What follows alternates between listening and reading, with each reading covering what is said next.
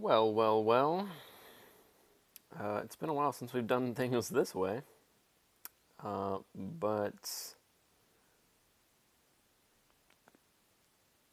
yeah, I should be live, right? If I remember how to go live on a mobile device, that is. It's been a while since we've done things like this, like I said. But I think this is going to be our best bet because, yeah, I had a pit in my stomach. You can't stream YouTube on PS4 straight. You just can't. I tried. And there's no possible way to do it. But Solar, welcome back in. This is going to be the way we're doing it, I think. So hopefully you can let me know. Yes, I know, very sad. But the only part that you're going to miss out on is, I guess, my lovely face, which is usually in a small box anyway, and probably not the main attraction either way. So we miss out on my facial reaction, but I'm going to be talking, not talking through it, but I'll go long stints with just silence so I can enjoy myself and actually hopefully learn some more about the lore. Did you bring the cheese? That is unfortunate. Yes, you can't see me. I do have the cheese with me. Um, yeah. You don't know that I have the cheese with me. I do have the cheese right next to me. I can take a bite of it and let you listen to that, even though it would be gross. But yeah, it's with me. It's going to be sitting right here next to me. It's pepper jack because it's my favorite type of cheese. Hopefully, you guys also like pepper jack cheese. But I'm not going to waste any more of your time because I kind of want to hop in. I'm excited. This is going to be basically a mini movie that we're going to watch together. Every maybe 5 or 10 minutes or so, probably every 5 minutes, I'll pause it for a brief 20, 30 seconds and kind of recap what I learned or react to what I really like or something like that. Just because I don't really want to be talking over the entire thing. And second of all, before we get started, Solar, please let me know along the way within the first 20 or 30 seconds of the video if the audio is good, because audio levels could definitely be different. I tweaked them a little bit because normally I have game audio really low, and I think on YouTube technically it's going to be called game audio. So yeah, hopefully you can. I'm assuming you can hear me fine right now because I didn't mess with my audio at all. It's we're on the old setup using my earbuds, the ones that you guys said were super awesome, great quality. Unfortunately, I can't use those on PlayStation though. But once we buckle down and get a PS5, no doubt I will also uh, eventually after we get a PS5, I'll also want to get their native headphones as well, which come direct from PlayStation. They aren't included, unfortunately. I think they're probably kind of expensive, but I don't know. I'm a stickler for staying on brand, so I'll probably get the black and white new PlayStation headphones that come with the PS5, or kind of were rolled out with the PS5. They don't come with it. So hopefully we'll have even better audio quality once we get the PS5. Not only the gameplay will be running in 1080 on stream, which is hype, but we'll also have better audio quality, and yeah, some more major stream upgrades, which we haven't had in quite a while, basically since we started streaming. But I'm excited about that. If you can't tell, I'm all giddy. Just the fact that I know I'm gonna have a PS5 within the next few months here, probably 2 or 3 months. It makes me feel nice, real nice. Okay. Anyways, keep me updated, Solar. Let me know how this sounds. This is what we're rocking with here.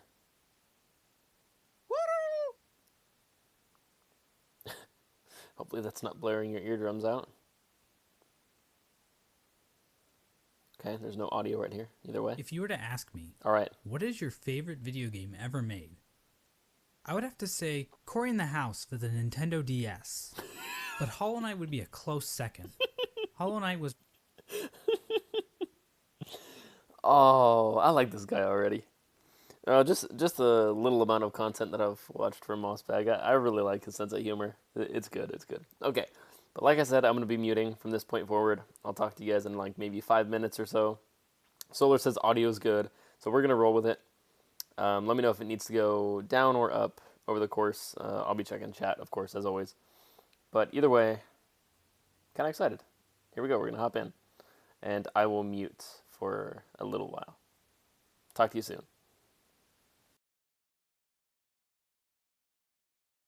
Released on February 24th, 2017 by Team Cherry, an indie game studio based in the mythical land of Adelaide, South Australia. Over the past 3 years, Hollow Knight has become an indie darling. The game has sold over 3.5 million copies. It was the opening game at ADGQ 2019. There's a Hollow Knight book, a line of plushies, t-shirts, nicotine patches, nuclear warheads, and even vinyl records for all you goddamn hipsters. Team Cherry had one goal when making Hollow Knight. They wanted to create a world that allowed players to get completely lost in exploration. We can see this desire in Hollow Knight's design.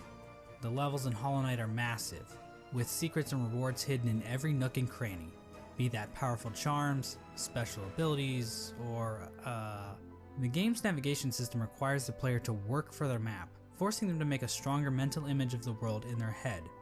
Christopher Larkin's score and Ari Gibson's artwork lend to this as well, creating an atmosphere that the player won't want to leave. But there's one aspect of Hollow Knight that keeps people like me coming back: the world building. When Super Metroid launched in 1994, it stood out for its amazing sense of immersion. Now in 1994, I was busy not being alive, but I've watched enough YouTube video essays to know that this game was a big deal. In case you didn't know, Super Metroid is basically the granddaddy of all Metroidvanias. That's why they're called Metroidvanias. Now in Super Metroid, there are moments that give the player a sense of depth. Basically the feeling that this world exists outside of Samus's interactions with it. In the room right before that diabetic crocodile thing, Samus can find the corpse of a random soldier. His inclusion here doesn't change the gameplay at all, but instead gives the player a sense of wonder about the world they are exploring. Who was this guy? Why was he here in the first place? Did he like jazz? Now, finding dead bodies and other random garbage is pretty cool, right? Well, Hollow Knight basically does the same thing, about a dozen times. Through its world building, Hollow Knight turns Hallownest into a living kingdom. You can sense the ancient history of the land when you look at dilapidated structures or giant barred doors. Nothing feels like it was put into the game randomly. There's a reason for it all. Except those reasons aren't the easiest to uncover. Hollow Knight's narrative is buried under layers of NPC dialogue, item descriptions, lore tablets, and even additional content like the Quarrel comic and Fangamer's Wanderer's Journal. These past 3 years have seen an insane amount of research by the Hollow Knight community to make sense of Team Cherry's sprawling world. We've even made it to the point where people are looking at the in-game signs to try and decipher Hallownest's logographic language. In this video, I hope to give you a long and detailed look into the world of Hollow Knight, exploring Hallownest's history and uncertain future. When I'm not busy making surprisingly accurate Super Smash Bros. Roster speculation videos, or insightful podcasts about beloved subjects like the Donkey Kong Country television series, or whatever this was supposed to be, I'm usually making videos about Hollow Knight. And while I am a seasoned Hollow Knight lore expert, I cannot confirm that. Alright, I know we're not 5 minutes in yet technically, but so far it's really good. I can tell this video is going to be a banger. Yeah, everything he said so far I absolutely agree with. I never played that Metroid. I've never played a single Metroid game, actually, I should say, other than one for like 20 minutes. You can be unmuted, to be honest. Okay, well, yeah, might as well. I'll just stay quiet. I'll stay quiet, and then if there's anything crazy, I'll chime in, just so I can do it in real time. Good call, Solar. Good call. Keeping me on my toes. Yeah, we'll continue. So far, it's great, though. I'm enjoying myself, even though we're 4 minutes in. But everything he's saying, the structures in Hollow Knight, it really just adds to the whole world building of it. And that dude on the freaking ground in Metroid does the same thing for me, especially if it was only one time like that in the original Metroid. Like, if they just put that one, like, dead soldier in there, it's like, whoa, where did he come from? Did he like jazz? Like, I care about that, man. And if he was alive, I'm sure we could have gotten some saucy dialogue from him, especially if he was in Hollow Knight. maybe multiple layers deep of dialogue, and actually gotten to learn whether or not he liked jazz, which, man, that really would have made my day. Either way, let's continue. Every musing or theory presented in this video is completely correct. I highly recommend checking out the lore section of the Hollow Knight wiki if you want a more neutral explanation of Hollow Knight's lore. But if you're too lazy to read, then I suggest you sit back, order some Domino's pizza, or just grab a block of cheese from the fridge and enjoy the mostly complete lore of Hollow Knight. I understand. It all makes sense It's a now. simple I fact understand. of life that every human worships a god, be that technology, ideologies, or in rare cases, So glad I have it with me. God. As it turns out, the bugs in Halnest pretty much operate in the same way. From the Mosskin born from the dream of a giant slug, to the emo kids of the ancient civilization who literally worship the darkness, there is no shortage of things to worship in the world of Hollow Knight. Our story begins with a creature very much worthy of worship, a creature born from the carcass of a worm. The carcass can still be found in the Kingdom's Edge, and it's our only good look at what worms actually looked like. At the time Hollow Knight occurs, It is suggested there are no worms left in the world. Worms, They were incredibly long creatures that WYRMS, featured right? little to no limbs. Another more mysterious property of worms was that they had some kind of prescience or foresight. Basically, they could see the future to some capacity. Yeah, like Shulk. It isn't clear how effective this ability was. Considering how the entire race went extinct, this foresight ability must have been pretty shit. Getting back to this particular worm carcass, it is explained that this worm traveled across the distant mountains and wastelands beyond Hallownest. Once it arrived in Hallownest, the worm died. Nice, okay. Except not really. Inside the maw of the carcass sits a pale broken egg, out of which hatched a new form of worm, a being of meager shell. This form of the worm is usually referred to as the Pale King, and he's the character basically responsible for everything that happens in Hollow Knight. Okay, The good to Pale know. King is a higher being, a type of creature that exists above all others. His body was said to shine with a radiant visage that harmed those who looked upon him. The ultimate goal of the Pale King seemed to be in line with that of other worms. A line from the cryptic Mr. Mushroom reads, "Worms pull bugs into their thrall, till ages pass and kingdoms fall." In other words, it's just in their nature. Dogs wag their tails, cats bury their shit, and worms bring massive amounts of bugs into their service in order to form long-standing kingdoms and civilizations. And here in a far corner of the world, the Pale King emerged from the corpse of his former self and began to build his eternal kingdom, Hallownest. There's this one slight problem. There's like people already living there.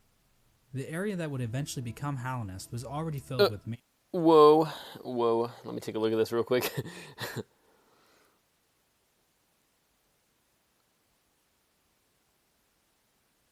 Oh, that's some really cool artwork. I love that.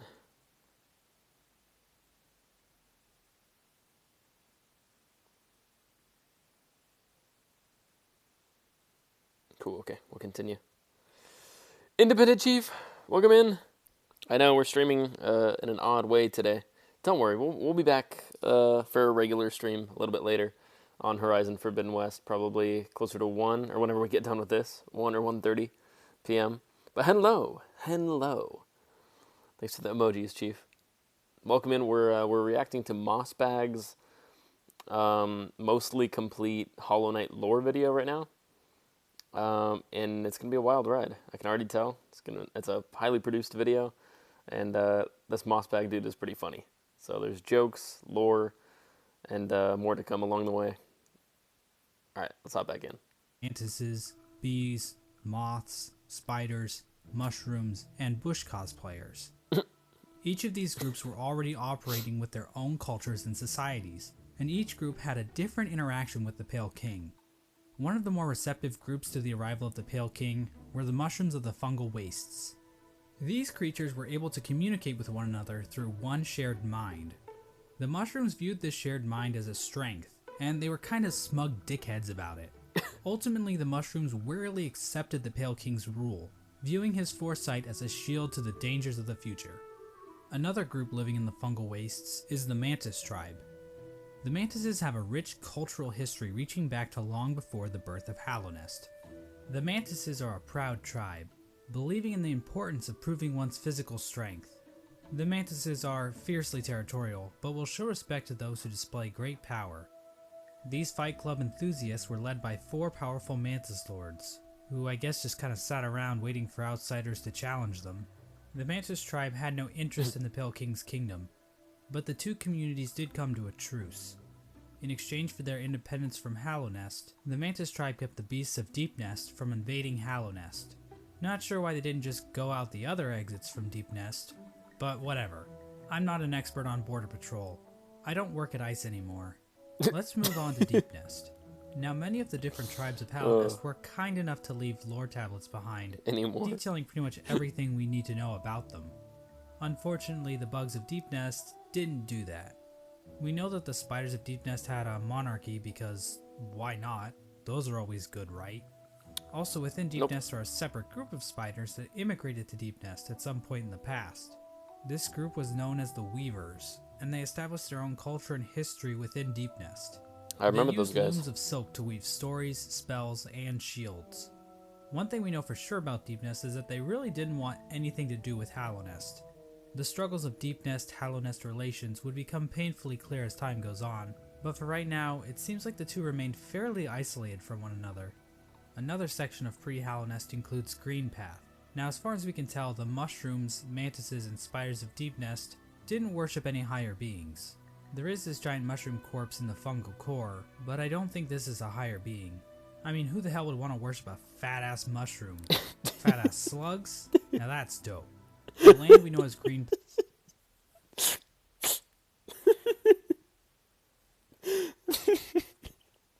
Oh, damn it, he got me. Oh, he got me. Damn it. Oh, his nonchalant way of saying everything kills me sometimes. I mean, who wants to worship a fat-ass mushroom? But a fat-ass slug, though? Dope. Oh, okay. That was good. That was off the cuff. All right. Continuing. Path was created by the higher being known as Un. Un used her great mind to dream the vegetation of Green Path into the once barren caverns. Un's followers, the Mosskin, were also born out of Un's dream, making her their creator. Green Path at its height was actually much larger than we see in-game. At one point, Green Path stretched into both modern-day Queen's Garden and possibly Fog Canyon. Green Path's citizens showed themselves to be a fairly developed society. They built a temple at the Lake of Un in order to worship her, and they even had their own line of defense, with Moss Knights showing proficiency in combat, using nails and shells as weapons. Yeah, those guys suck. The Law of Un continued to remain in effect even after the Pale King arrived, but it seems like they allowed the king to establish a road through their lands, leading travelers to the heart of Hallownest. Hence the name Green Path. Yeah, Team Cherry really racked their brains when naming this area, didn't they? Next, we have the bees. And while there is no lore on how these bees can turn into fucking drills, or how they can ignore all known laws of aviation, we do know how they reacted to the Pale King. These bugs decided to seal their hive off from the rest of the world, with only patrol bees being able to enter and exit the hive. So yeah, the bees are pretty much pointless in this story. And finally we have the Moth Tribe. In-game, the only moth settlement is in the Resting Grounds, but the tribe might have also inhabited the Crystal Peak at one point. Now, as we all know, moths in real life are just complete assholes. A little bit, As for the moths in Hollow Knight, well, it's a bit complicated. The moth race is described as being a rather pacifist group, with few ever choosing to take up a weapon. Okay. During the Pale King's reign, the moth race delved amongst dreams and the dead, displaying the importance of remembering those who have passed, as well as learning how to shape dreams themselves. Similar to the Mosskin, the Moth Tribe was born from a higher being, known as the Radiance. The Radiance is described as being a light in which the Moth Tribe basked, so she was basically a giant lamp to them. Another important aspect about the Radiance is her ties to dreams and a substance known as Essence. Essence are the remains of wishes and dreams, and are represented in-game by these Dreamcatcher particle effects. Essence can take the form of whispering roots, as well as dream ghosts, both of which are memories taking root in the world. The Radiance appears to be a creature made of essence, but she isn't the only higher being to give off essence. Un has green particles, the Pale King has gray particles, and this sexy character named Grim gives off fiery red particles. However, the Radiance appears to be the main god when it comes to dreams, even if other gods also dabble in the dream realm.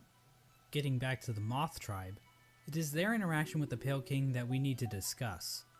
Basically, the Moths turn their backs on the Radiance completely in order to worship the new light that had appeared, the Pale King's light.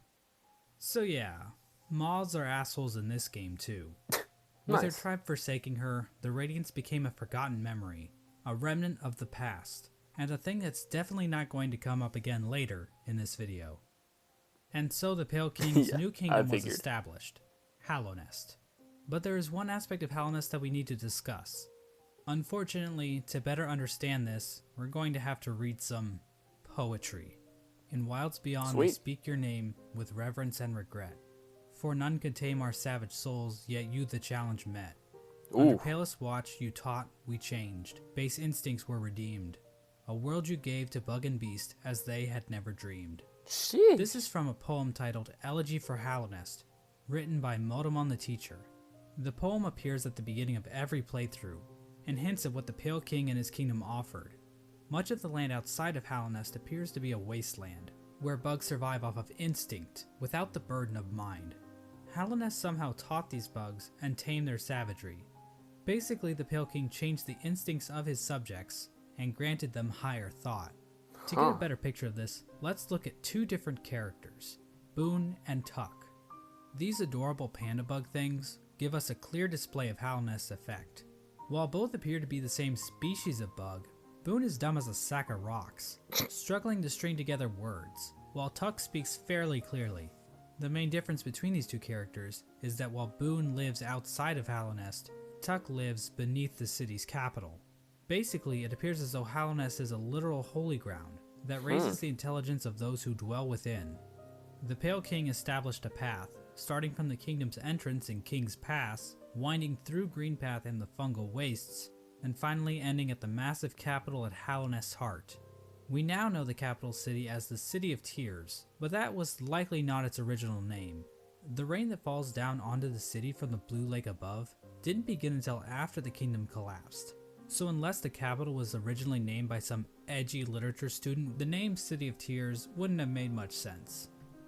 The king's motivation for all this appears to have been his desire to be worshipped.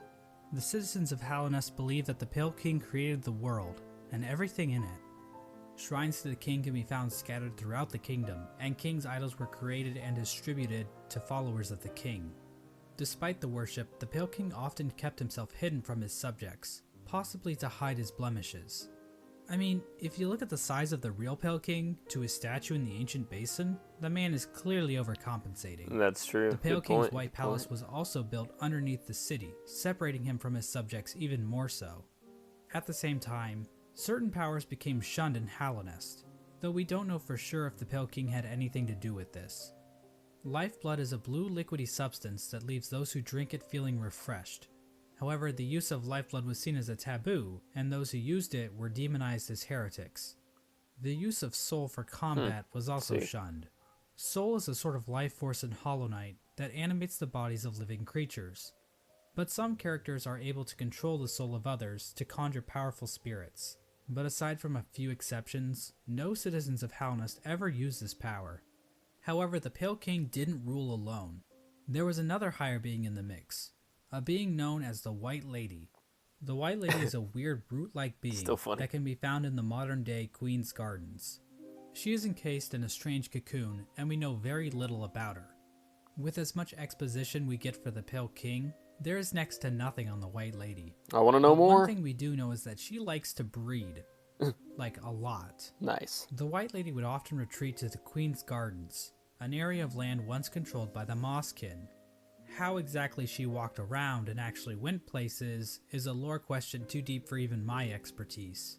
The White Lady is also known as a pale being, along with the Pale King. What exactly are pale beings? That was Mossbag slyly asking for White Lady feet pics. Lol. I'm sorry. I apologize. It was easy. It was too easy. I had to. Continuing. Well, we don't know for sure, but they seem to stand out even amongst higher beings as being even more powerful. I know that's a little confusing, so let's try using an example. I'd say that regular higher beings are like a TP-Link Archer C7 AC1750 wireless dual-band gigabit router, while pale beings are like the AC... Huh? Bro, what? Huh? RT-AX88U AX6000 dual-band 8X gigabit Wi-Fi router. Under the Pale King, Halnest underwent a bit of an industrial revolution. Okay. He ordered the construction of the stagways, Oh, which were okay. used to transport passengers and goods. The Forgotten Crossroads and the storerooms above the City of Tears were used to store goods that traveled along these stagways. The king also ordered the construction of the tramways, because literally no one is safe from the threat of automation. A tram was built between the Forgotten Crossroads and the resting grounds. A second tram was built from the kingdom's edge across the ancient basin over to Deep Nest. And then a third tram was started in Deep Nest and attempted to go further into Deep Nest. Not sure how useful that would have been to the bugs of Hollow Nest, but whatever. The Pale King's a smart guy, I'm not gonna question him. But anyway, the Pale King's super smart plan to build a tram in Deep Nest ended up getting a few of his tram workers killed. The bugs of Deep Nest rejected the Pale King's attempt to build a tram in their territory, further cementing the poor relations shared between the two groups. Aside from convenient fast travel, regular pathways were also used to cart goods around the kingdom. From this was born probably one of the most important groups in Hollow Nest, and perhaps even all of fiction. An elusive guild of bugs, simply known as the Mender Bugs, took to maintaining the various signs scattered throughout Hollow Nest. From the journal entry of one Mender Bug, we can catch a glimpse into their ancient and unknowable minds. Dear, dear diary. Isn't life just the most beautiful thing? What the Fixing heck? signs, mending posts, let the break, I say. I'm a better mender for all that repairing. I sometimes doubt there's a single bug in all of Hollow Nest happier than me. Another example of the Pale King's expanding infrastructure This is real? For real? is the Crystal Peak. Craziness. This area is filled with crystals that grow The lore is so rapidly deep. along walls, ceilings, and even the shells of certain bugs. These Really low crystals chance were to meet considered him? valuable Oh, to the that's bugs of crazy. Hollow Nest, resulting in large-scale So you can mining actually meet him in efforts. game. We don't actually see the crystals used anywhere else in Hollow Nest, but they are said to contain a sort of energy. The crystals are also said to sing, if you listen very carefully. Whoa, I can hear it.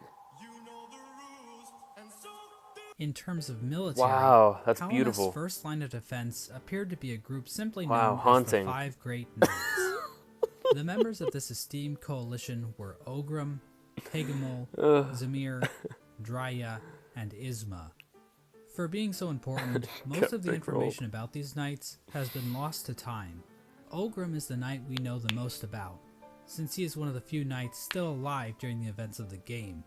Ogrim expressed a great amount of loyalty towards the king, and he maybe had something going on with Isma, but we really don't know. Oh. Hegemol was known for his sense of humor and his soft-spoken voice, but at the same time, he was also dummy thick. Mysterious Samir arrived in Hollow Nest from a serene land, bringing with her a collection of delicate flowers. At some point, she also got into a relationship with a mantis, but not just any mantis, a daughter of one of the mantis lords. So yeah, it seems like these great knights were slaying in more ways than one. All we really know about Drya is that she was fierce, caring, and wise. As for Isma, she was described as being kind. She also appears to be some sort of weird plant life form, but there's no information on where she's from or what her powers were. The Five Great Knights play an important role in the Champion's Call, the Knotted Grove, and the Battle of the Blackworm. Yeah, Isma's Grove. I'm pretty sure that's where I got my my acid immunity in the game. We have no idea what these events were or how they affected Hollow Nest, but they sound cool nonetheless. During Hollow Nest's reign, there was another strange area that seemed to exist separate from the Pale King's rule. Carved out of the corpse of an ancient bug, an area called the Colosseum of Fools was constructed, and it was a destination for warriors from outside Hollow Nest. The sole purpose for fighting in the Colosseum appeared to be simply for glory, with a mysterious figure known as the Lord Fool overseeing the combat. Yeah, I want to We know who don't that know guy when the was. Colosseum was constructed or if the Pale King was involved, but one of his servants, the Pale Lurker, became Oh, a yeah. champion in the Colosseum, I caught that perhaps guy. indicating the Pale King's approval. And finally, there was the Royal Waterways, where the fecal excrement of the kingdom was washed out into the fungal wastes. This area saw the rise of a species of parasite-like creatures called the flukes. The flukes spawned from the fluke marm, a giant monster with cavities in which tinier flukes live. Disgusting. There really isn't too much lore involved with the flukes, but I do need to point out that the fluke marm is canonically a MILF. Like, that's not even debatable. The sky is blue, 2 plus... Oh, I love this. Like, that's not even debatable. Oh my God! He's about to say the sky is blue. 2 + 2 = 4. And this chick, yeah, what? 2 = 4, and we all want to fuck this thing. And so this was the kingdom of Hallownest Not at me, its dog. height. Not me. Hallownest Hard was a pass. vast kingdom connected by a network of stagways and tram stations. The bugs of Hallownest mourned their dead on the resting grounds, engaged in commerce using Geo, the de facto currency of the region, and a thriving capital located in the middle of the kingdom. The Pale King had succeeded in crafting a full-blown society, but we all know there are pitfalls to living in a society. As a suspiciously knowledgeable hunter points out in his journal, the Pale King had created a population of weak and pathetic creatures. The bugs of Hallownest did not hunt for their own food, and had become complacent with their comfort. Complacent. This is even more obvious with the east wing of the capital. I got These complacent greedy in Hollow members of Knight on Hallownest's multiple high boss battles, society and they got me became killed. complete cowards, obsessed with riches and plumb from excess wealth. The bugs living in Hallownest Prime looked quite different than the instinctive simpletons they once were. Their savagery had been replaced with intelligence, and through that intellect, they gave the Pale King the devotion and service he desired. And while there were a few was snags Joker along there? the way, Bro, Joker because society. Joker was there because Mossbag was pointing out that there are downsides to living in a society. they were shining times for the king and his subjects. Resting at the threshold of Hallownest is a strange lore tablet, proclaiming Hallownest to be the last and only civilization. It calls Hallownest an eternal Yeah, that's interesting because last and only kingdom remaining? But then where does Silksong take place? Huh? kingdom. Exactly. This appears to have been the Pale King's goal. Maybe for not the Hallownest last to stand one. against a wasted world as a final beacon for civilization. And that was the Pale King's ultimate folly, to think that he could succeed where so many others had failed before. Long before the Pale Kings or the Barry Bensons of the world, the land of Hallownest was controlled by an ancient caste. Hints of Hallownest history are littered throughout the land, with the most notable examples being the soul totems and arcane eggs. One sect of these ancient bugs didn't worship a god like the Pale King or any lord, but instead If you guys needed any proof that I still play MFF, there you go. I just got a notification drop down. And yeah, I haven't played today yet, but I will. dark and mysterious substance known as the Void. This ancient caste once also tried to lay claim to the entire land of Hallownest, but they too failed. In Interesting. his quest to conquer all of Hallownest, the Pale King had made an enemy long forgotten, an enemy that was about to be remembered. I mentioned earlier that the Moth tribe entirely forgot about the Radiance in order to worship the Pale King, but that isn't quite true. Memories of her That's right. still lingered, and hushed whispers of faith kept the Radiance alive. At the summit of the Crystal Peak, a location known as Hallownest Crown, a strange collection of glyphs can be found. Yep, I Joining remember. these glyphs is a statue of the Radiance, presiding over the kingdom below. This old summit is the sole standing shrine left to the Radiance. This was built in order to keep the memory of the Radiance alive. The Radiance's light began to appear in the dreams of Hallownest citizens. This light manifested itself in an infection that ravaged through the kingdom's tunnels. Those infected would fall into a deep sleep and awaken with broken minds. Some of the lesser bugs tried to resist the Radiance's light, which only resulted in them being consumed by it even more so. Many infected bugs lost their wills and began attacking bugs that weren't infected. The infection also twisted the bodies of its hosts, causing them to bloat and occasionally develop orange cysts on their bodies. Gross. For many victims, they were reverted back to their basic instincts, carrying out the duties they once fulfilled in life, but now as mindless slaves.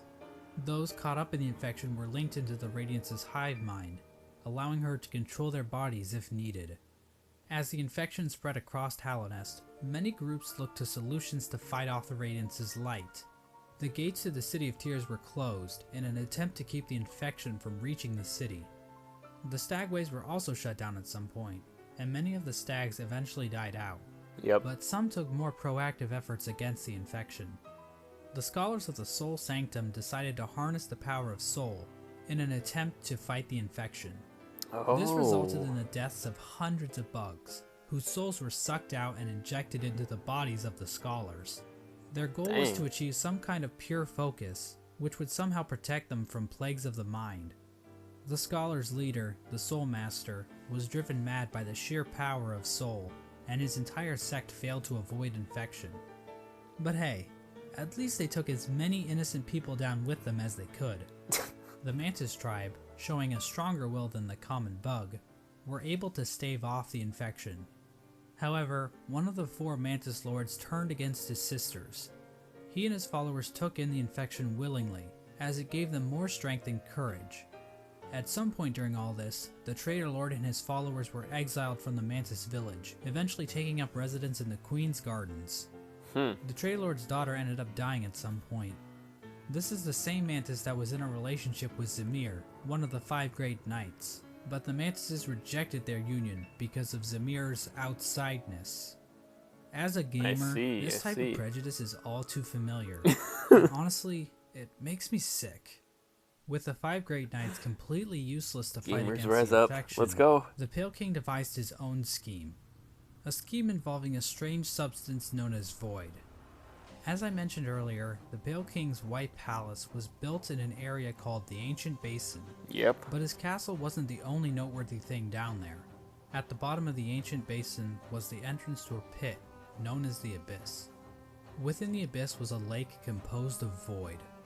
The Pale King realized that this void could be given form, as evidenced by an imprint of such, deep within the Abyss, possibly left there by the ancient civilization that predated Hallownest. The Pale King devised a workshop in his palace, where he placed void in armor shells imbued with soul, creating servants known as King's Molds and Wing Molds. These void creatures were somehow imprinted with the desire of the Pale King, so that they would serve him. It isn't clear when the Pale King started making these creatures. There is evidence to imply that even common bugs were aware of King's Molds, but the point is, the Pale King turned to the void in order to create another creature, one that he believed could contain the Radiance and her infection. He tried to create a pure vessel. The Radiance's infection needs its host to have a will and a mind in order to enslave it. A pure vessel would be a creature made of void designed to lack those features. The Pale King believed that by harnessing the void inside a pure vessel, he would be able to stop the infection and keep Hallownest lasting eternal.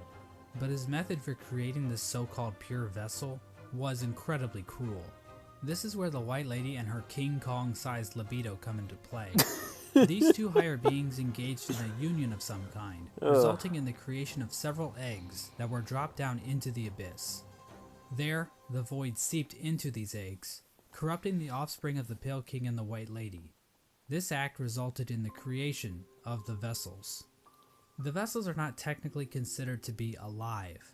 They are shells created from the Pale King and White Lady that have been filled with the void.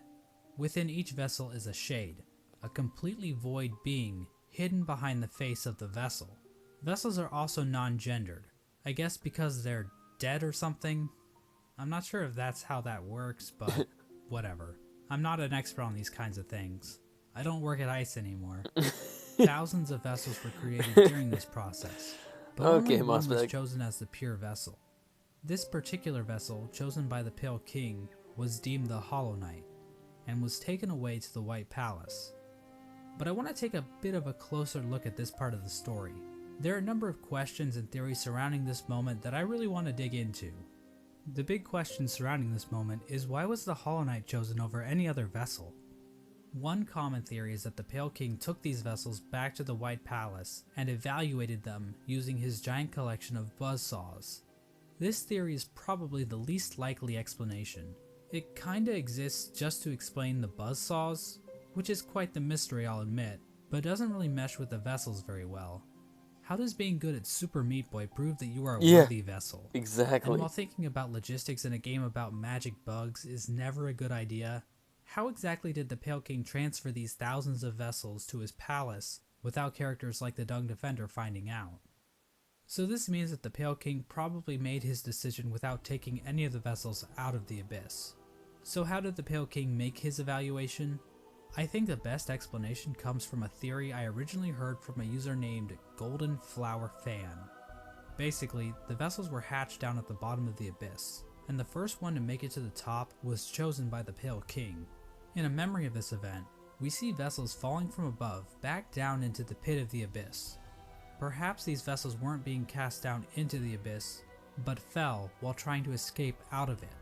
The lore tablet outside the Abyss appears to support this theory. It reads, "Our pure vessel has ascended.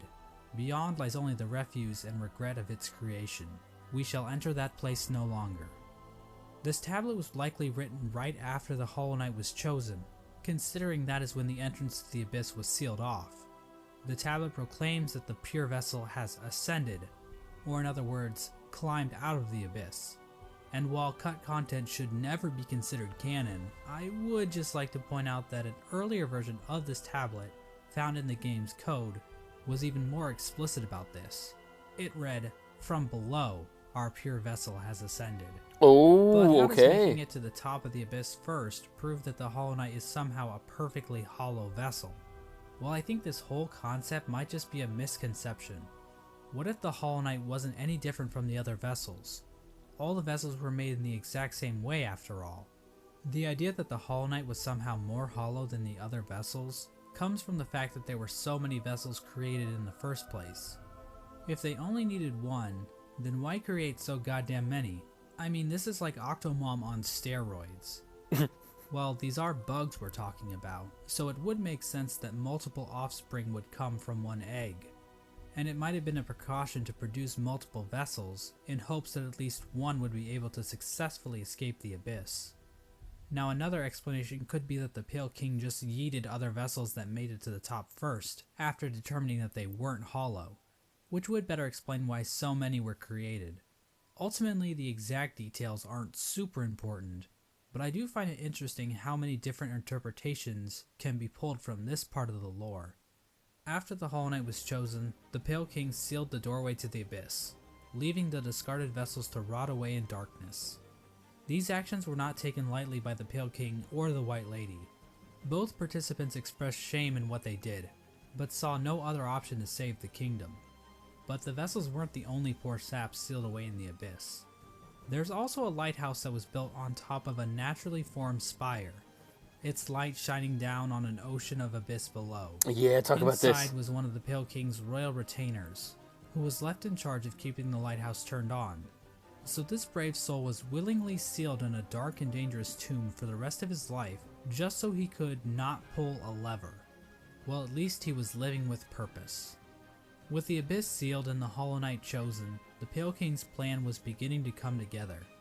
The Hollow Knight was raised and trained to prime form, causing it to grow several times its original size. We don't know exactly why this happened, but I guess the Hollow Knight is just a grower and not a shower. We know that the Okay. Hollow Knight was trained to use a nail, but why was this even necessary? One possible explanation is that the Hollow Knight needed to protect itself in case an intruder tried to kill it. You know, like the player. Or perhaps this was important in the process of containing the Radiance. Unfortunately, the details of that are never fully explained. The Hollow Knight might have somehow focused the Radiance inside itself, but Team Cherry gives us no explanation of how that might have worked. But that still wasn't enough for the Pale King. Additional seals were needed in order to protect the Hollow Knight's physical body while the Radiance was trapped inside of it. To achieve this, the Pale King sought the help of three particular bugs, who would later be known as the Dreamers: Lurien the Watcher, Motomon the Teacher, and Hera the Beast. Lurien is definitely the most mysterious of the three Dreamers. He lived in the Watcher's Spire in the City of Tears. From there, Lurien watched over the city with his telescope. Lurien was a pretty big fan of the king, so it probably took little convincing for him to lie down for him. Lurien might also be tied to another strange incident that occurred in the City of Tears. Hidden on some of Lurien's lore tablets are images of jars, the same jars that can be found stockpiled in the Tower of Love.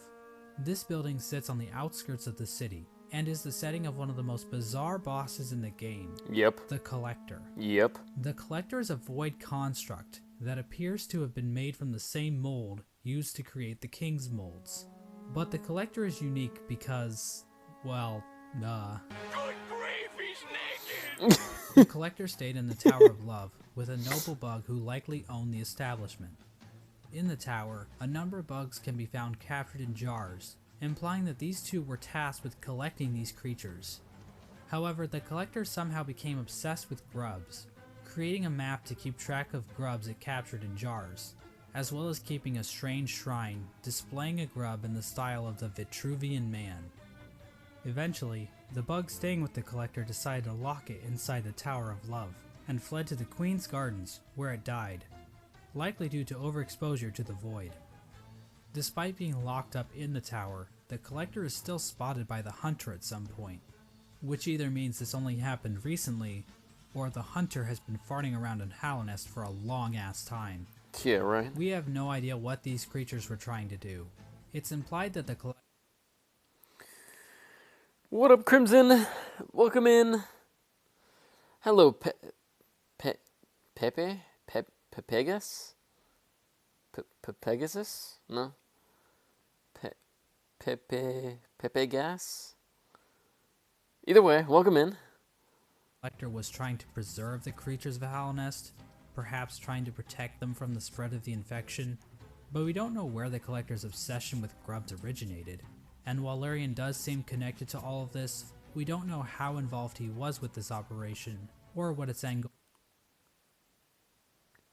I'm on Master JoJo stream. I'll catch you a bit later. Just popped in to say hello, Pegasus? Okay, well, I'm glad you did. And I'm glad you're enjoying yourself on another stream, man. Have a great day. Hopefully we'll see you again soon. All exactly was. Motomon the teacher lived in the teacher's archives, a library built atop a lake of acid in the Fog Canyon. The lower half of her body consists of tentacles, making her a popular subject for the thriving Hollow Knight R34 community. The archives and the Fog Canyon as a whole are also filled with these strange Metroid knockoffs. These creatures are likely related to Monomon in some way. They could be her live offspring. Let's see. You said enjoying yourself like I was blank to Twitch? What?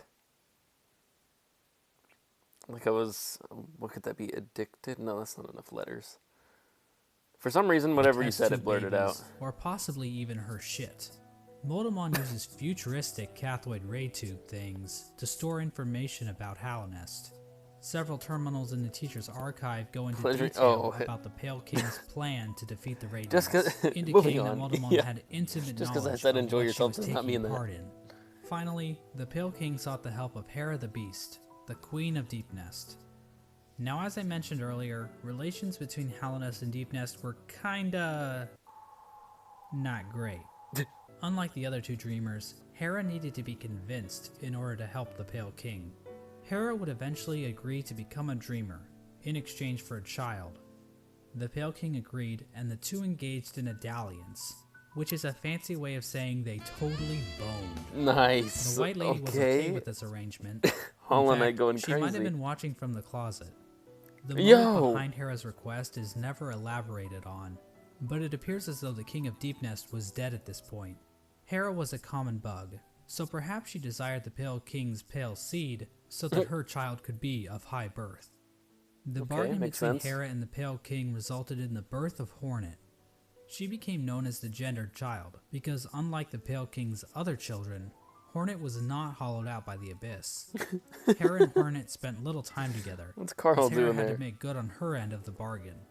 And so the three dreamers were put to rest, Through their actions, a seal was placed over the black egg, prohibiting entrance into the chamber. These dreamers also had their own protection. At the base of Lurian's spire, the Watcher Knights guarded access to their master's body. Motomon's body was protected by a giant jellyfish named Umu. On top of this, Motomon entrusted her servant Quirrell with a mask which would be required to break an additional seal she had placed over herself. So she basically is double wrapping herself. As for Hera, we're not really sure what protected her, since it is never actually seen in-game. We don't know where this creature is hiding, but whoever it is, they really suck at their job. Now there appears to be one more element to the Pale King's plan, involving the Weavers. Hidden away in the Weaver's Den is an incomplete seal of binding, woven from silk. This design prominently features the Hollow Knight's head, and can be found in the White Palace, as well as blocking the exit during the Hollow Knight fight. Oh, interesting. Silk spools created by the Weavers can be found in the Stag Station in Deep Nest, as well as the Stag Station next to the White Palace. These spools can also be found in the Pale King's workshop. We know that the Weavers were closely tied to Hera and Hornet, so their actions might have been a part of the deal between the Pale King and Hera. Once the Hollow Knight was ready, the Radiance was somehow channeled into the vessel, which was then placed inside of a giant black egg located in the Forgotten Crossroads. This egg was built to sustain the Hollow Knight, and itself appears to be fashioned from void. The Hollow Knight was chained up, and the entrance to the black egg was locked behind a powerful seal created by the three Dreamers. Initially, this convoluted plan actually worked, and the infection was successfully contained. Memorials to the Hollow Knight and the Dreamers were erected in the City of Tears and the Resting Grounds. But this is the part of the story where things get a little bit hazy. By the time these statues were constructed, citizens had taken to writing on parchment woven from spider silk, which was all destroyed when water started pouring down onto the city. We don't know how long the Hollow Knight was able to completely contain the infection. Bugs from Dirtmouth used to go to the Temple of the Black Egg to pray, saying they felt at peace within the walls. But after a while, they stopped going, perhaps indicating that the infection was beginning to leak out again. The infectious air continued to seep through Hallownest for years, eventually even reaching the deepest parts of the kingdom. As it turns out, the Pale King's pure vessel wasn't quite so pure after all. The Hollow Knight had been tarnished by an idea instilled. While the game never explicitly tells us what that idea was, it does hint strongly at what it might be. Hidden away in the White Palace is a memory showing the Hollow Knight and the Pale King sharing a moment. The Hollow Knight might have developed a parental bond to the Pale King, and who could blame it? The Pale King is a pretty great dad after all. You know, if you ignore the infanticide and everything. Yeah. Remember those smug mushroom dickheads? Well, it turns out their trust in the Pale King was a complete mistake. That shared mind isn't looking too good now, is it? In the fungal core, the corpse of a giant mushroom lies dormant. Its final thoughts were, "Pale worm, what good to see a demise unavoidable?" Ooh. This could imply that the Pale King always knew that his kingdom was doomed. All he could do was delay the inevitable. Interesting. This is likely the moment when Hallownest, as it once was, entirely collapsed. The Hollow Knight had not completely stopped the infection, pretty much. And while it may have taken a while, Hallownest was eventually... Hey, that's Owen Wilson you're talking about, okay? I don't appreciate that. Wow. brought Continuing. low. It's at this point that characters and areas begin to resemble as we know them in-game. When it became clear that the Hollow Knight was not able to contain the Radiance, the Pale King resorted to his final plan. He fucked off, hiding himself, his white power.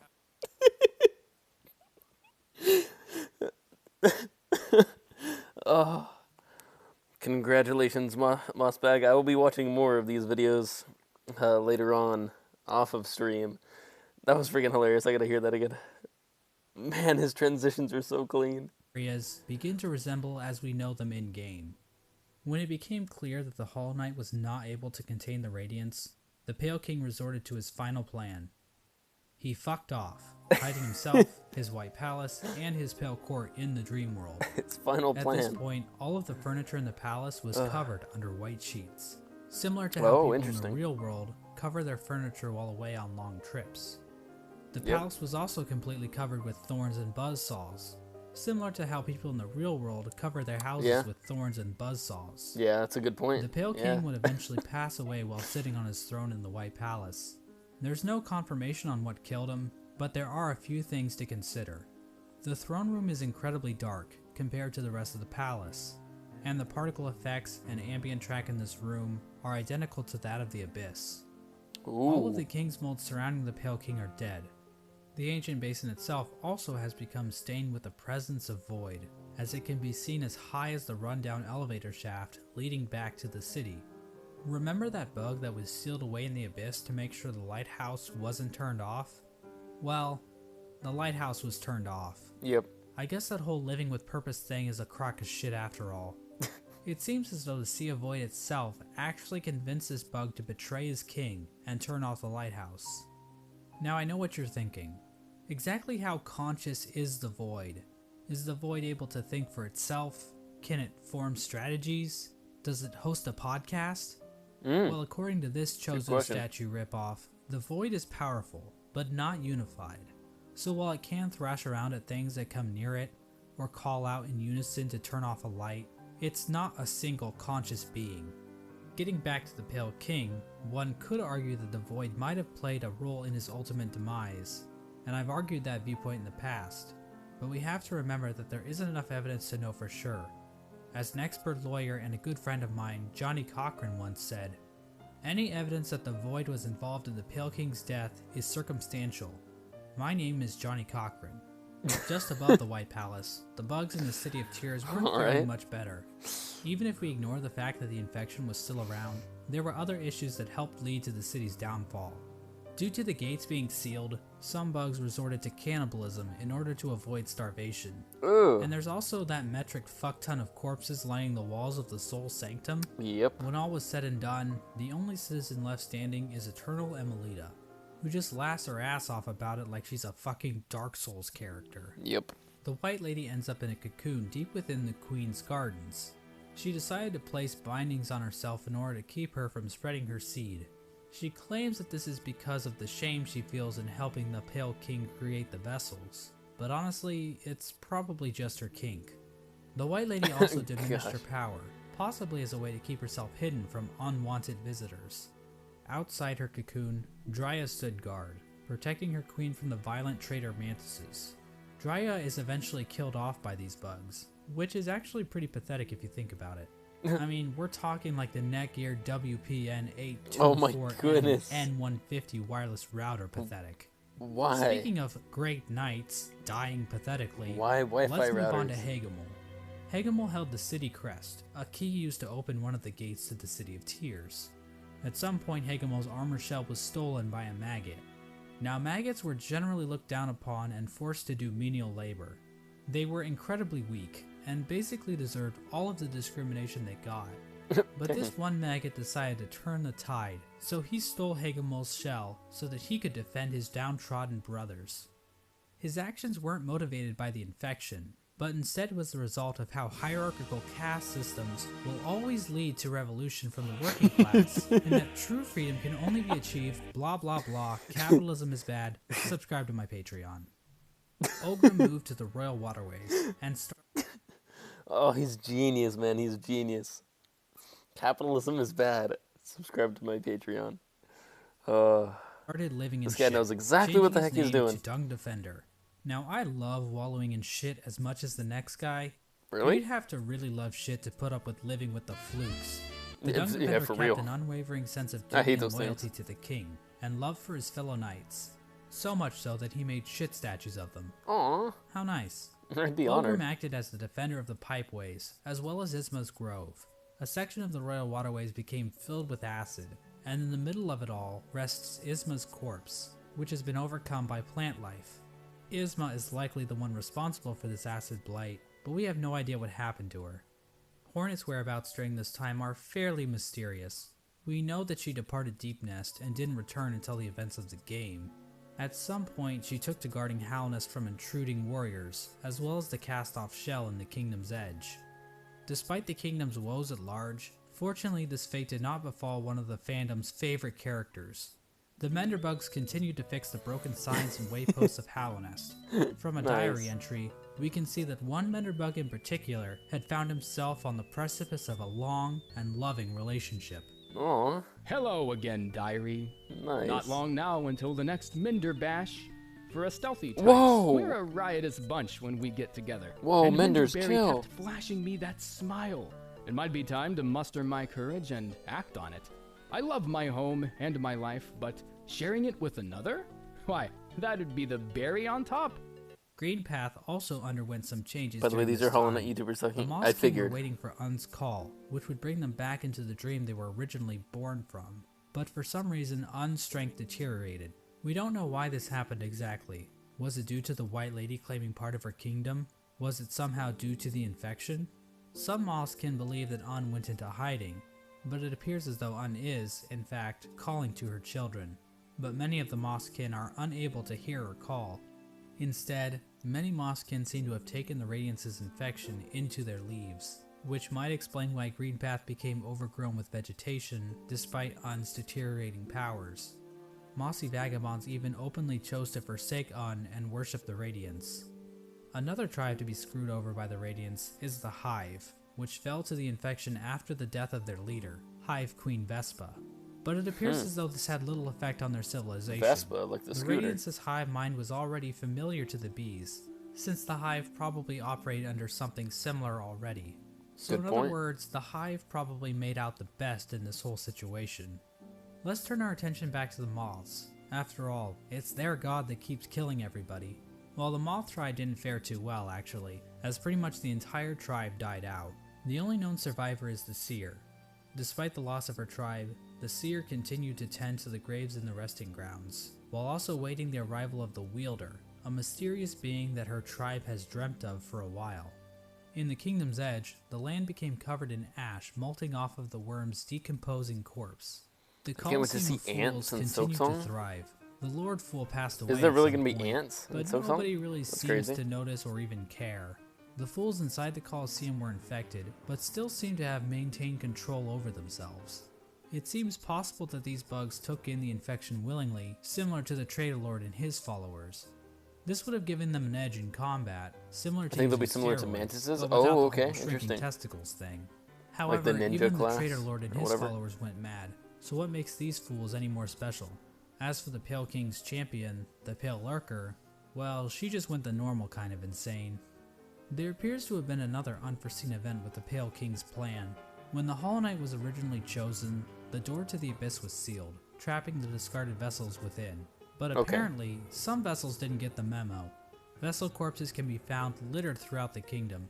There's one in the Ancient Basin, one in Green Path, and several trapped in Nosk's lair in Deep Nest. Yep. Another vessel that escaped from the Abyss is the player character, the Knight.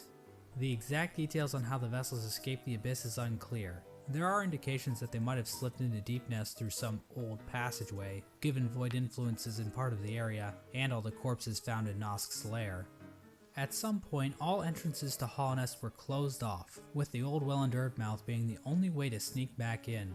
Despite this, several people have wormed their way into the kingdom, with few ever returning. Characters like Relic Seeker Lem seem content to just pillage artifacts from the ruined kingdom, but other bugs seemed interested in something greater. In the Howling Cliffs rests the corpse of a member of the Grim Troop. The task of this bug appears to have been to seek out Hallownest, so that the troop might be summoned to the kingdom in the future. The Grim Troop are Ooh. basically a group of bugs that serve a higher being known as the Nightmare Heart. The troop keeps the heart alive by feeding on the nightmares of fallen kingdoms. This process also involves sacrificing the troop master to his own child because, hey, look at this cool ass boss battle. Another important group that traveled to Hallownest are the God Seekers. After being abandoned by their old gods, great. the gods of thunder and the gods of rain, these bugs left their home in the land of storms, seeking out a new god to worship. The God Seekers looked to gods to save them from their own silent mind. While traveling through the wastelands, the God Seekers constructed devices called God Tuners, which helped them seek out new gods. Through this device, they were able to detect the lingering power of the Pale King and find their way to Hallownest. When they arrived, however, the God Seeker was forced into hibernation. She was encased in a strange sarcophagus-like cocoon, which was itself chained up with a lock. It's not clear how this forced hibernation worked, seeing as the cocoon appears to have been made by the Godseeker herself. As for who put the cocoon in chains, I think the most likely candidate is the Dung Defender, considering how the Godseeker's cocoon is found in the junk pit in the waterways, an area the Dung Defender has tasked himself with protecting. This was the general picture of Hallownest after the Hollow Knight was sealed inside the Temple of the Black Egg. The kingdom was stuck in a kind of stasis, with the Pale King civilization destroyed and the Radiants unable to break free from her chains. The Pale King was rebelling against nature, trying to keep his work standing indefinitely. The stasis over Hallownest held for an age. How long is that exactly? Well, we have no idea. As I'm sure you've noticed, there really isn't a timeline for anything that happens in this game. Yeah, a little bit. We also have no idea how long any of these bugs can actually live. Elderbug wasn't around to see the stagways open, but we know several other characters were, implying that Elderbug is probably one of the youngest characters in the whole game. But this stasis over Hallownest wasn't going to last forever. At some point, the Radiance erupted out of the Hollow Knight, cracking its shell and releasing a loud and powerful roar. The amount of infection leaking out of the Hollow Knight became even greater. The many corpses that lined the roads and cities of the kingdom sprang to life with the amplified power of the infection. This strengthened infection prompted the departure of the Weavers back to their old home. Now this old home might actually be Farloom, the kingdom in which Hollow Knight Silksong takes place. Oh, But Farloom. the amount of knowledge we have about Silksong right now is pathetic, so I'm not saying that's confirmed or anything. This is also around the time Oh that my Quirrell goodness, arrived it looks so much fun. Yeah, I'm definitely going to be streaming Silksong whenever it comes out. Whenever it comes out. back in Hallownest. His memory of Motomon appears to have been clouded due to his time outside of Hallownest. These events are depicted in the Quirrell prequel comic, which also shows an image of the Hollow Knight with a pre-cracked shell. This could mean that Quirrell's arrival happens roughly the same time the Hollow Knight's shell cracks. At around the same time Quirrell arrives in Hallownest, we also see the arrival of the player character, who is commonly referred to as the Knight. The Knight was one of the lucky vessels that was able to make its way out of the abyss. Somehow the Knight ended up venturing beyond Hallownest and into the wilds beyond. It's implied that the Knight was called to Hallownest by either the sealed Hollow Knight or the Radiants within. Regardless, once the Knight shows up and yeets itself off this cliff, the actual game of Hollow Knight finally begins. Yep. Now, there's a lot of details we could get into. Hallownest is full of NPCs and bosses, each with their own stories to tell. But to be honest, I don't think we need to go through all of them, since their stories are relatively straightforward. For example, let's look at the Brooding Moloch.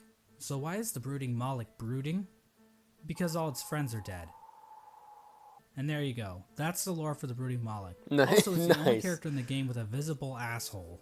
Now, do you really need me to explain that to you? And that's canon. Probably not. So instead, I'm just going to talk about the interactions relating to Hollow Knight's main story. The Knight is eventually noticed by Hornet, who lures it deep into Greenpath. There, Hornet attempts to kill the Knight, claiming that she knows what it would try to do. At this point, Hornet views the Knight as being too weak. After the fight, Hornet can be found in the City of Tears, next to the statue of the Hollow Knight. Hornet mentions that the Knight has gained a resilience, due to the time it spent in the void beyond Hallownest. This could be referring to the fact that some of those who leave Hallownest lose their memories, meaning the Knight would have no memories of its own tragic conception. Hornet tells the Knight that if it seeks to continue the stasis that keeps Hallownest standing, it must seek the Graven Ash, which is referring to the Kingdom's Edge. At this moment, Hornet sees the Knight as a possible replacement for the Hollow Knight. Basically, the Knight could break the seals that keep the Hollow Knight locked away, defeat the Hollow Knight, and contain the infection itself. It's at this point that I should mention that Hollow Knight actually has 5 different endings, because of course it would. I'm going to be explaining each of these endings in this video, as they each give us a different glimpse into the mechanics of Hollow Knight's world. Now, to get the easiest ending to Hollow Knight, Hornet's instructions to go to the Kingdom's Edge can be ignored completely. If the Knight stumbles upon the resting grounds, the 3 dreamers will appear and cast the Knight into the Dream Realm. There, Seer will come to the Knight's rescue and grant it the Dream Nail, a special blade that can tear the veil between the real world and the dream world. With the Dream Nail, the Knight can venture to the resting places of the 3 dreamers, curb stomp their asses, and unlock the entrance to the Black Egg. Inside the egg, the Knight finds the Hollow Knight chained up, silently watching Yeah, her. I know. Yoda death Once the sound chains are from broken, the Lego Hollow Star Knight Wars. screams with that familiar Radiance roar and pursues the knight. As the fight progresses, the Hollow Knight starts trying to kill itself, Quirrell style. But then the Radiance starts using the Hollow Knight's body to perform her It's a own good sound attacks. effect, man. It's a good Once sound effect. defeated, the Hollow Knight begins to spew infection all over the place. The knight can then focus the infection into itself. This results in the first ending of the game, called Hollow Knight. In this ending, the knight usurps the Hollow Knight, prolonging the stasis over Hallownest. New chains and bindings appear out of fuck if I know, and contain the knight, and a new seal is placed over the entrance to the Black Egg. Now there is one giant question looming over this ending. Can the knight actually contain the infection indefinitely, or will the Radiance still manage to break free one day? Before we answer this question, let's look at some of the other events that can transpire while playing the game. If the player chooses to go to Kingdom's Edge, Hornet will challenge the knight one last time as a final test of strength. After her defeat, Hornet allows the knight to access the cast-off shell, where the Pale King was originally hatched. By interacting with this egg, the knight's shell is marked with the King's brand, technically making the knight the new ruler of Hallownest. With the King's brand, the knight can now open the entrance to the Abyss and discover the place of its birth. When leaving the Abyss, the knight can encounter Hornet again, where for the first time, Hornet suggests that there are actually two outcomes the knight can enact. She tells the knight that it can either prolong Hallownest stasis, or face the heart of the kingdom's infection. Within the knight, Hornet sees a chance for change.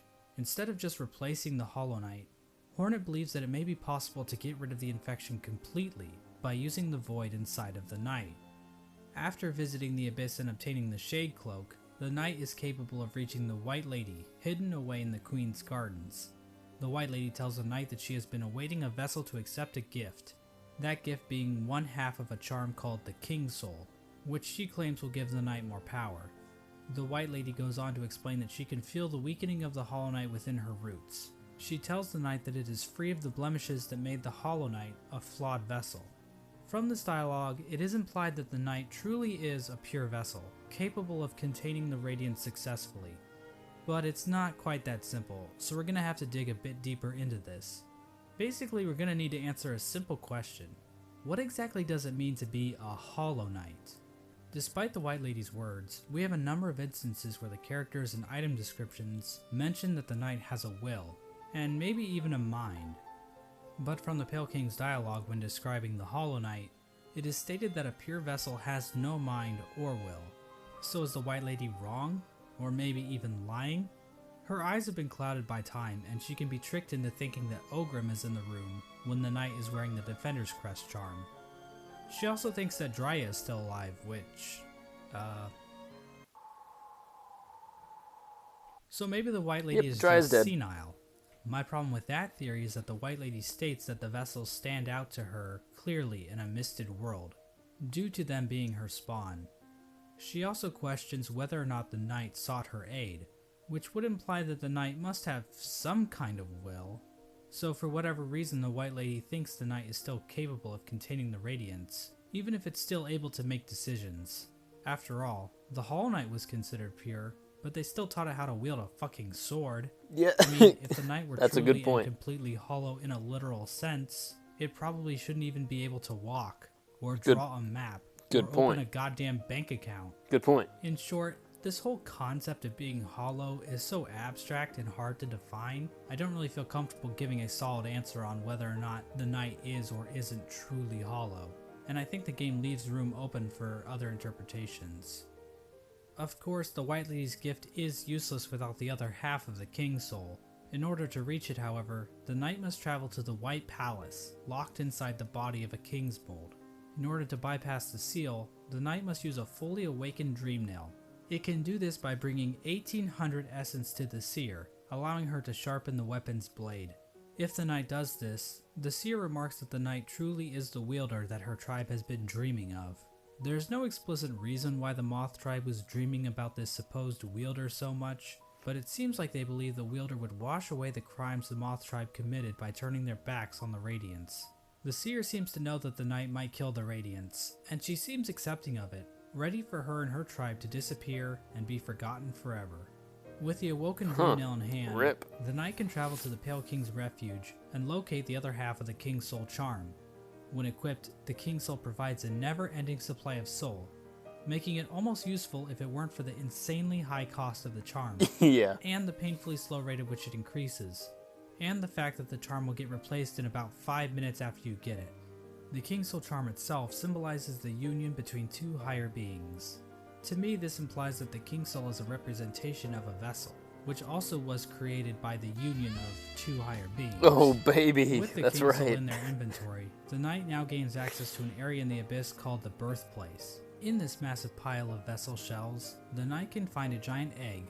Dream nailing the egg allows the knight to access its own memory when it was cast down into the abyss. From viewing that memory, the King's Soul charm is replaced with the Void Heart charm. The recollection of this event allows the knight to come to terms with the void inside itself. Once the knight has the Void Heart, the shades in the abyss no longer attack it, and that strange creature that gives the knight the Shade Cloak calls it the Lord of Shades. In other words, the knight has now bound the once fragmented void under its own will, allowing it to control the void in a powerful new way.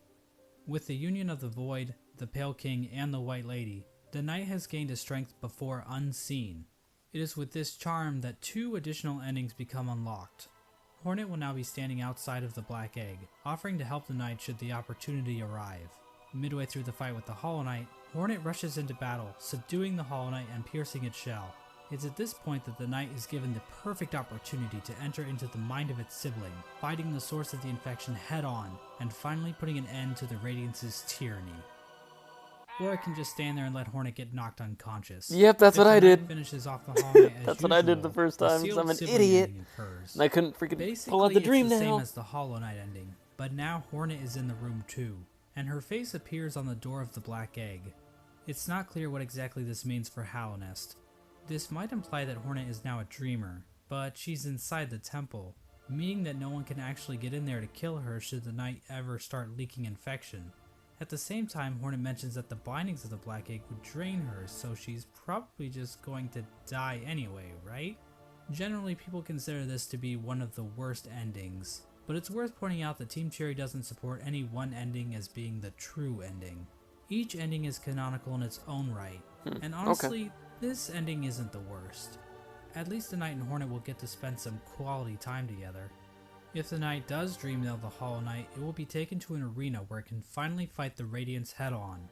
But the Knight isn't alone, as the other shades from the Abyss will appear in order to help corner the Radiance. Eventually the Radiance gets trapped in the tendrils of the Void. The Knight bitch slaps her a couple times, and then the Radiance is consumed into the darkness. The Black Egg then appears to turn to shadows and the Void seeps down into the ground. Hornet awakens to find the Knight's broken shell lying on the floor. We get one final shot of the shades in the Abyss going to rest, and the game is over. This ending is called the Dream No More ending. The Radiance is gone, and Hallownest is finally free from her infection. Now I think it's fair to ask a few questions about how the Dream No More ending comes about. When the Hollow Knight was initially chosen to become the pure vessel, the Abyss was sealed up, and the rest of the vessels were left to rot away. But somehow, vessels ended up outside of the Abyss, and then one of those vessels was used to replace the Hollow Knight. Exactly how much of this operation was planned, if at all? The White Lady was waiting for a vessel. Did she have any communication with Hornet? Hornet was guarding the King's Brand, the only way for a vessel to enter the Abyss. How did she know it was necessary to guard the King's Brand from weaker vessels? Hell, if the vessels did escape the Abyss by themselves, wouldn't it be pointless to guard the King's Brand, since the vessels could just creep back into the Abyss the same way? I'm not going to provide any good answers to these questions, because God forbid I answer anything in this entire video. But I do want to point out that no plans to actually produce the Dream No More ending are explicitly stated in-game. So we can only speculate as to whether or not the White Lady or Hornet, or maybe even the Pale King, knew that they could defeat the Radiance by creating a Lord of Shades like the Knight. Regardless, the next 2 endings were definitely not planned. In fact, the last 2 endings that were added in the Godmaster update almost feel out of place. The Godseekers basically hijack everything to the point where you don't even have to enter the Temple of the Black Egg to beat the game. That's like beating Mario Bros without ever seeing Bowser.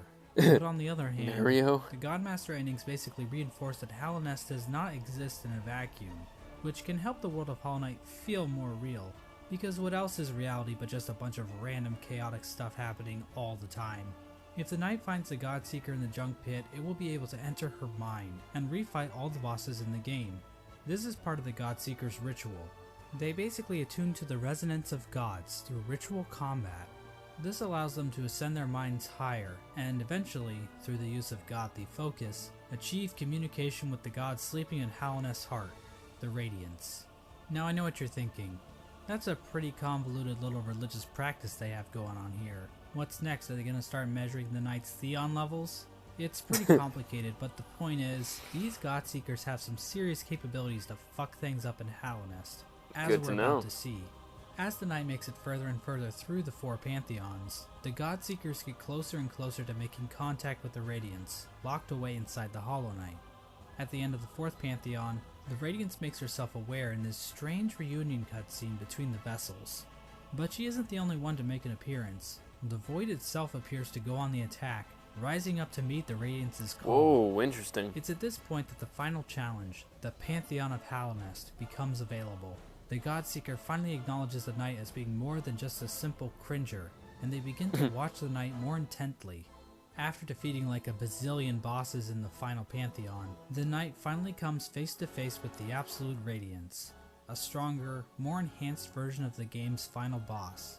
Finally, the stage is set. After roughly 40 minutes of intense agony and tedious boss battles, the knight has finally reached the ultimate enemy, responsible 40 for the minutes destruction of straight? Hollow Nest. Damn. Truly, this So will glad be a I didn't do battle that. for the ages.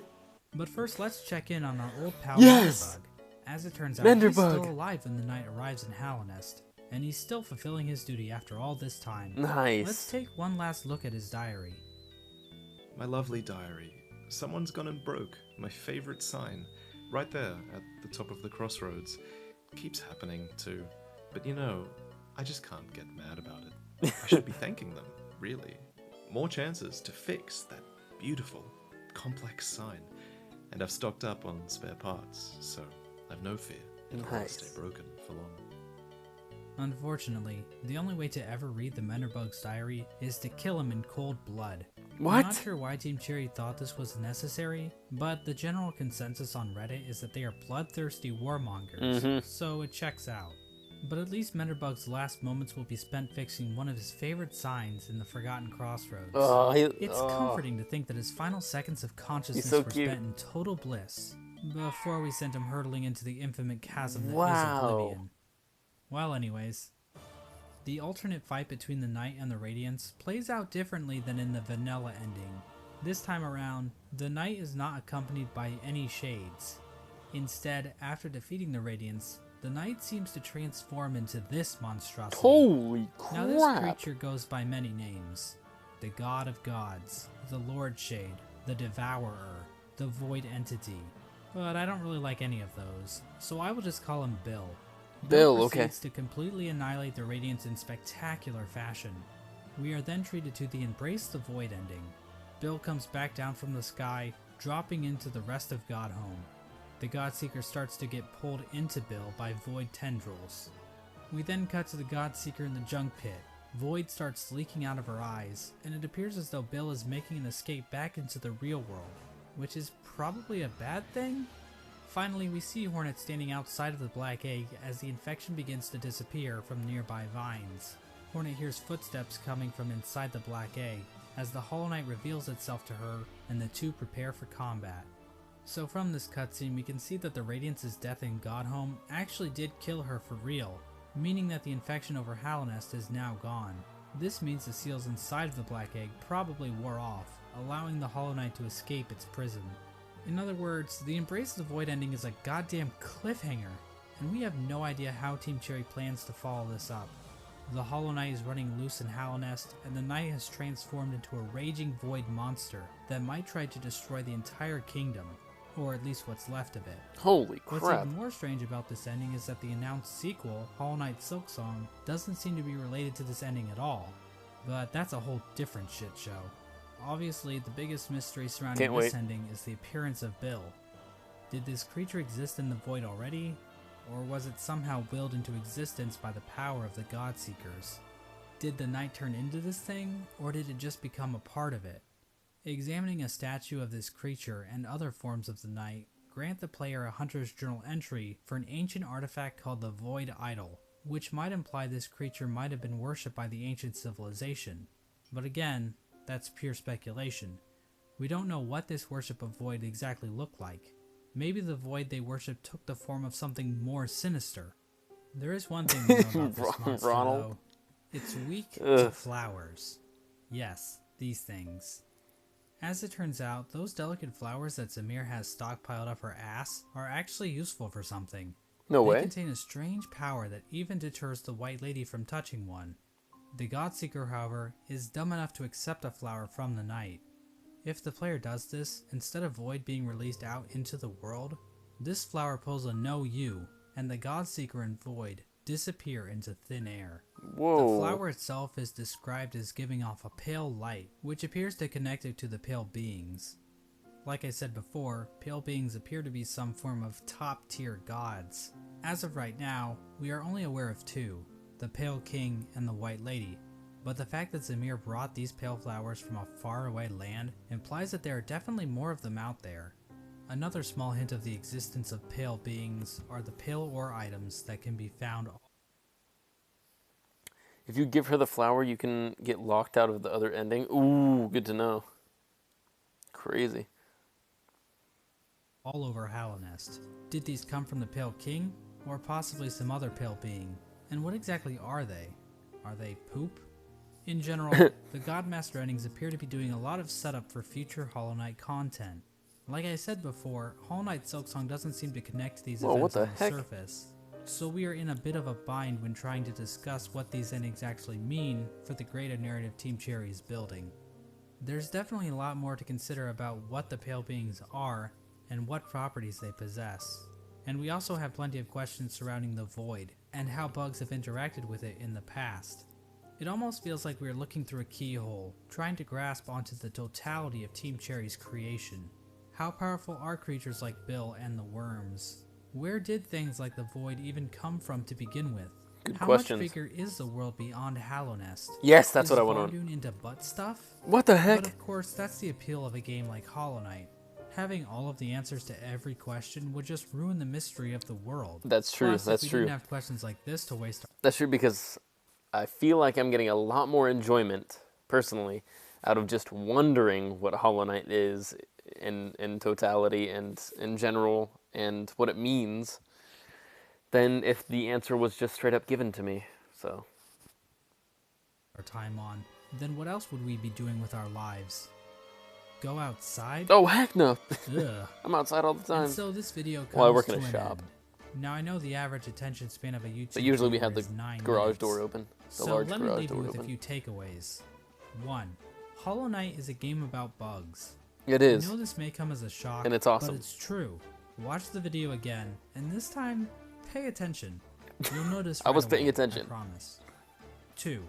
Murdering your own babies might not be such a good idea after all. Nope, I terrible. mean, this is obviously just my interpretation of the game's lore. Other people might have different views on the subject of murdering babies. Hopefully and not. every opinion is valid, so I don't want to No. step on anyone's toes or anything. Nope. Step on the 3. toes. Menderbug is fucking dead. No, 4. not like this. Nothing is certain. This video probably has a few flaws in it. Trying to construct a cohesive narrative with the information found in Hollow Knight isn't exactly straightforward. Yeah, I don't I'm blame sure you. my views will change in the future, and I encourage you to explore the lore yourself. 5. Yeah, I'm sure we're gonna learn a lot more of like new stuff and new tidbits, and maybe even like rethink some things that we already thought were canon or whatever. And when I say we, I mean you, Solar, you and Mossbag, and me, of course, because I'll be playing Silksong as well. And the lore is absolutely intriguing, so I guess I'll be there too. But I'm just saying, there's probably gonna be a lot of things that we're like, actually, instead of it going that way, the original way that we thought, it actually means something else. But, well, I'm sure we'll learn a ton in Silksong. If the map is going to be bigger and the story mode is going to be longer than the original one, then I can only, honestly, I can only imagine how much we're going to learn. Unless Team Cherry is absolute evil geniuses and they give us another satisfying game with an extremely little amount of knowledge to go on, which, again, would just provide more mystery. So, either way, I'm down for it. I'm waiting for a 5-hour Mossbag video about Silk Song lore. Honestly, dude, probably. If this video is an hour and 17 minutes, by the way, we're about to finish it. Yeah, Silk Song, it's probably going to be at least double. Obvious, but I should mention it anyway. Cory in the House is the best anime. Anime? What? Oh, that's so hilarious. I used to watch that show. Okay, cool.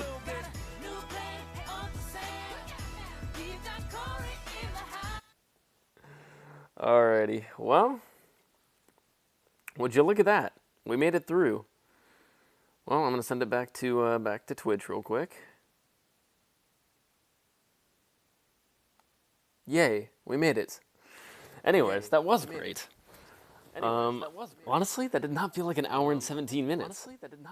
Which, in reality, it wasn't. It was longer than that. It was probably like an hour and a half with all my pausing and talking over it as well, but either way, that did not feel as long or arduous as I thought it was going to be.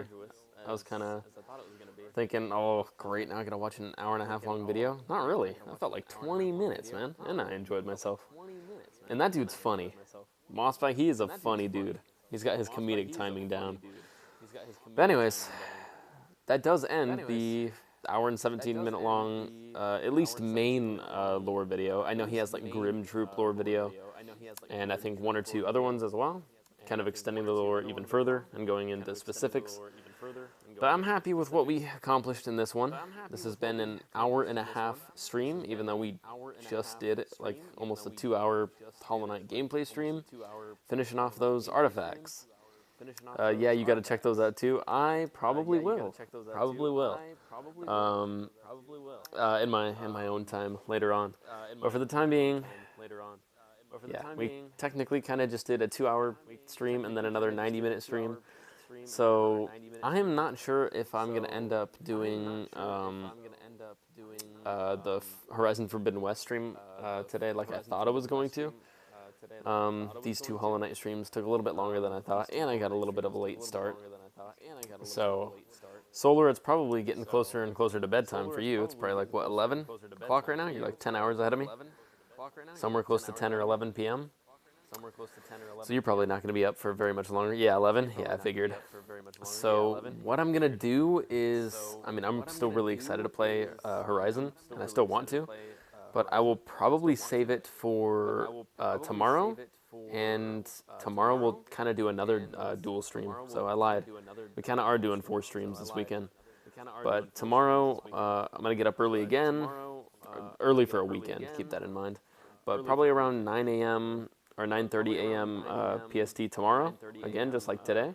We're going to be starting our first Horizon stream, and then we'll do another Horizon stream at like 1 o'clock. If not, then we'll probably just keep it going for extra long, and just kind of have one Horizon stream bleed into the next, and instead of doing 2 2-hour ones, we'll probably just do one super long, like 4-hour one for the day. But anyways, stay tuned for that. Keep in mind, I probably won't be doing that today. But we'll do a nice, super long, since we haven't played Horizon in like 2 weeks, and I'm really jonesing for it. We'll probably do a nice long, like 4-hour stream of Horizon tomorrow, before I have to, unfortunately, head back to work on Monday. And I'm 99% sure I'm working on Monday, because we're finishing up a really big job that we should have done by, I think, Wednesday of next week. So if we do end up finishing that, hopefully I'll get a lot more chill of a work week this upcoming week, and I could do some midweek streams, but of course, if I can, I will do them. If I can't, you'll either hear those updates from me, or I just won't say anything. But for the time being, this is me.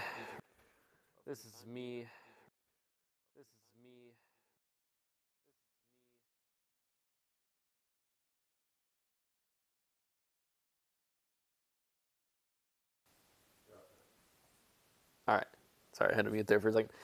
All right, Solar, and whoever else is here. It says there's another person or a couple more people. Please enjoy the rest of your day. Do that for me, and yeah, see you guys tomorrow. So Solar, peace out for now, and yeah, hopefully I'll see you very, very soon. Goodbye, and take care. Peace out. Peace out.